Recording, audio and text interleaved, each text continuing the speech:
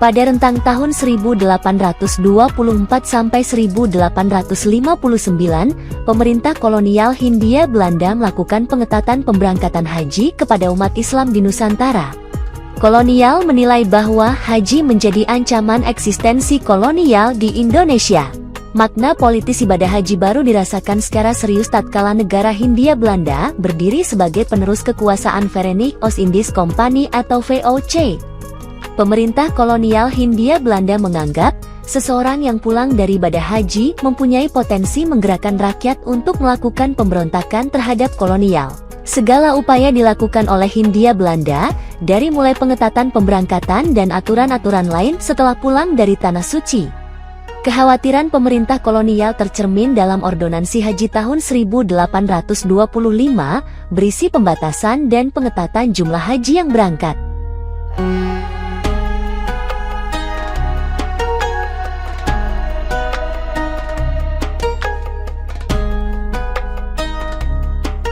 Mulanya pada 18 Oktober tahun 1825.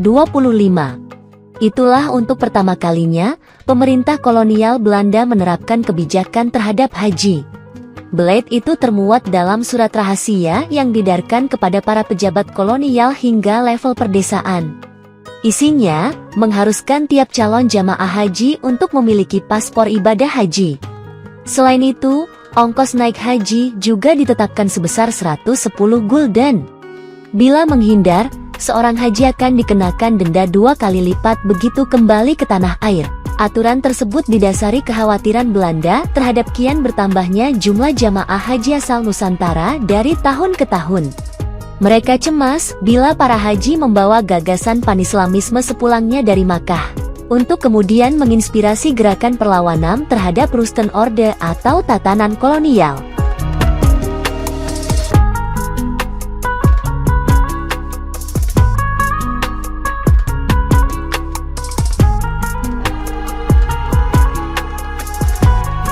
Begitu besar antusiasme orang Indonesia demi bisa memenuhi panggilan berhaji, bahkan sejak zaman penjajahan. Berdasarkan laporan resmi pemerintah Hindia Belanda yang dikeluarkan pada 1941, pada 1878 dengan kapal layar jamaah haji Indonesia tercatat sekitar 5.331 orang. Setahun kemudian atau pada 1880, jumlah itu menjadi 9.542 jamaah. Artinya, naik hampir 2 kali lipat. Perbandingannya dengan jamaah dari negeri-negeri lain juga terbilang besar. Pada 1921, ada sebanyak 28.795 jamaah haji asal Hindia Belanda. Itu setara 47,3% dari total jamaah haji seluruh dunia pada tahun itu, yakni sebanyak 60.786 orang. Bahkan, saat resesi ekonomi pada 1928 jamaah haji Nusantara justru meningkat menjadi 28.952 dari 52.412 orang jamaah seluruh dunia. Hingga tahun 1930, jamaah haji Indonesia berjumlah di atas 39.000 orang. Pada zaman Jepang, tak diketahui secara pasti jumlah jamaah haji Indonesia. Apalagi, pada zaman mempertahankan kemerdekaan, periode 1945 sampai 1948. Perang menjadi alasan tiadanya statistik yang memadai untuk itu.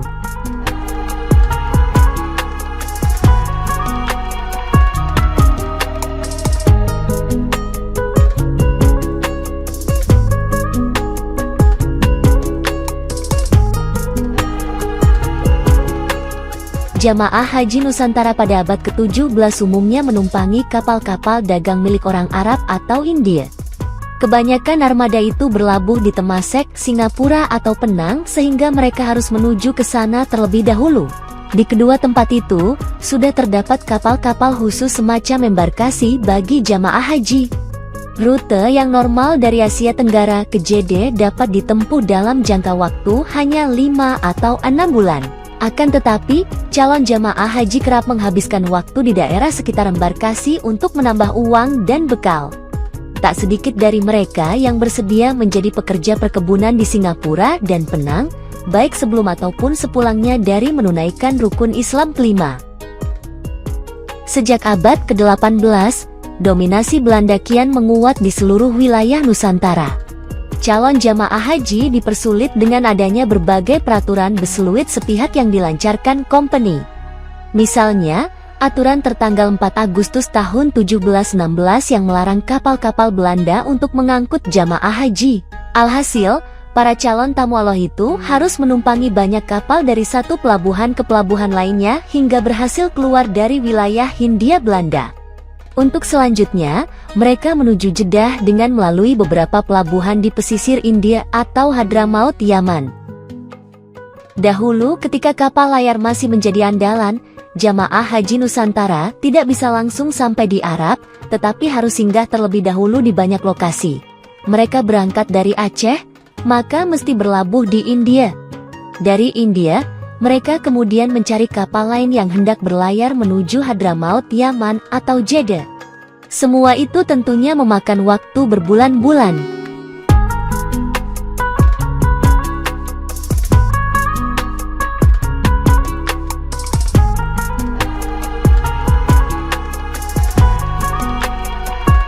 Kapal laut masih menjadi alat transportasi andalan untuk memberangkatkan jamaah haji Indonesia.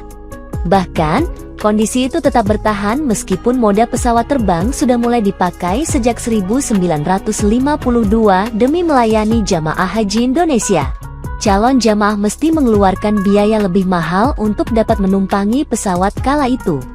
Ongkosnya yang mencapai sekitar Rp17.000 per orang. Besaran tersebut lebih dari 2 kali lipat tarif kapal laut kala itu, yakni Rp7.500. Wajar bila jalur laut masih menjadi primadona. Pada tahun 1952,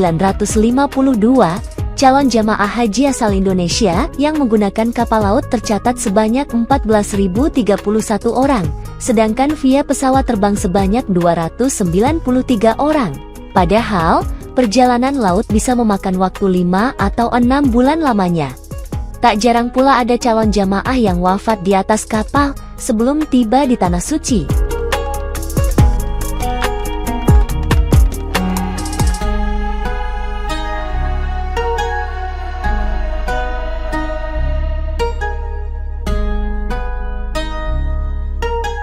Haji adalah rukun Islam yang terakhir.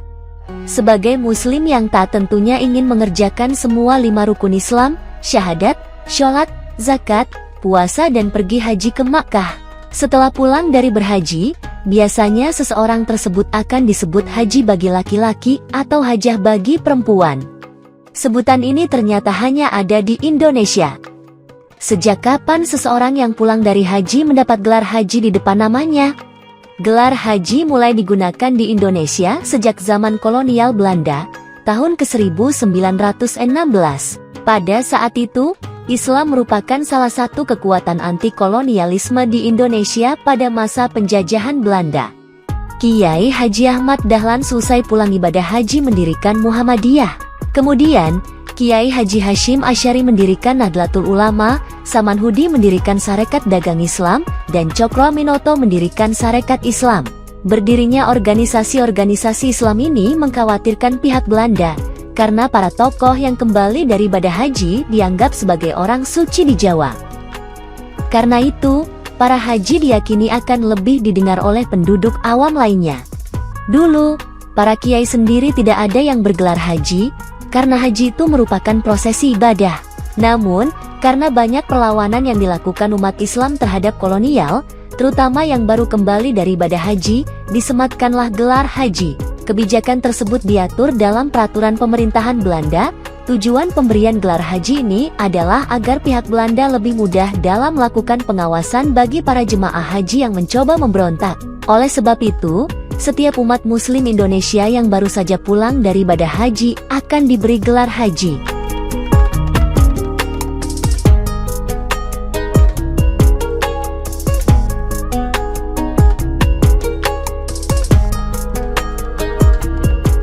Dahulu, orang-orang pribumi yang menunaikan ibadah haji diduga terpapar paham Panislamisme, salah satu paham pemberontak kolonialisme selain komunis. Panislamisme merupakan sebuah ideologi politik yang mengajarkan bahwa umat Islam di seluruh dunia harus bersatu untuk dapat terbebas dari kolonialisme dan imperialisme bangsa Barat.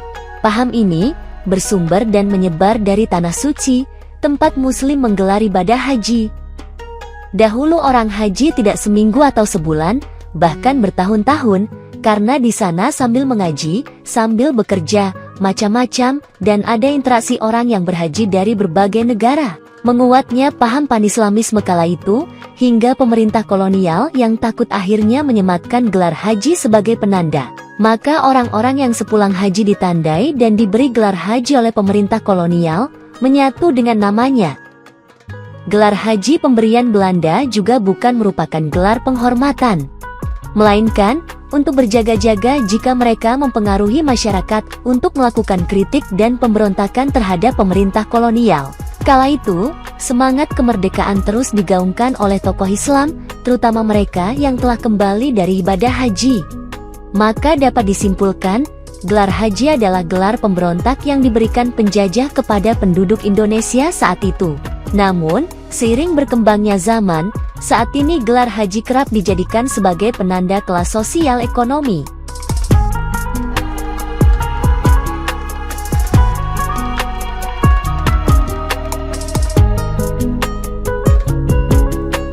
Terima kasih sahabat Siar Darut Taqwa telah menonton video ini. Semoga bermanfaat bagi pengetahuan sejarah kita semua. Jangan lupa subscribe, like, dan share, agar channel ini dapat berkembang dan lebih baik lagi.